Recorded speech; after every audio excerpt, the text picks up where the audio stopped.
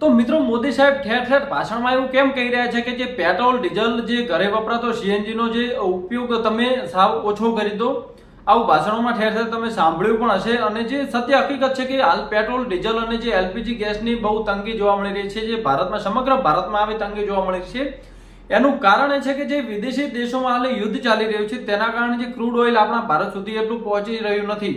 તેના કારણે જે પેટ્રોલ ડીઝલની હાલ અછત સૌથી વધુ આપણને ભારત દેશમાં જોવા મળી રહી છે અને અન્ય દેશોમાં પણ આવી જ પરિસ્થિતિ છે. અને સાથે સાથે જે પેટ્રોલ ડીઝલમાં ભાવ વધારાનું એક મુખ્ય કારણ છે કે જે આપણે વિદેશી ક્રૂડ ઓઇલ લાવતા હતા, જે બેરલનો જે પહેલાનો ભાવ હતો જે 64 થી $65 હતું, જે આ યુદ્ધના કારણે વધીને $115 થઈ ગયું છે એક બેરલની કિંમત.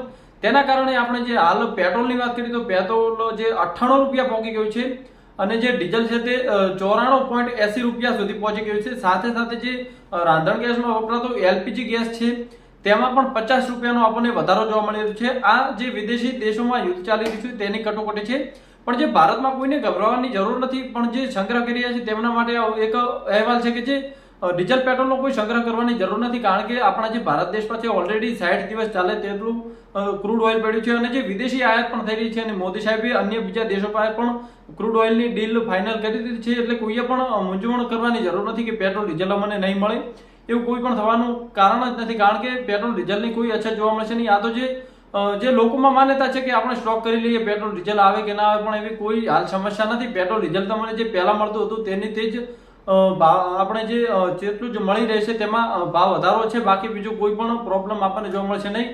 અને આ વિડીયો ખાસ શેર કરજો કે જે પેટ્રોલ પંપે જે ડીઝલ અને પેટ્રોલ માટે લાઈનો કરીને ઊભા છે તેમને.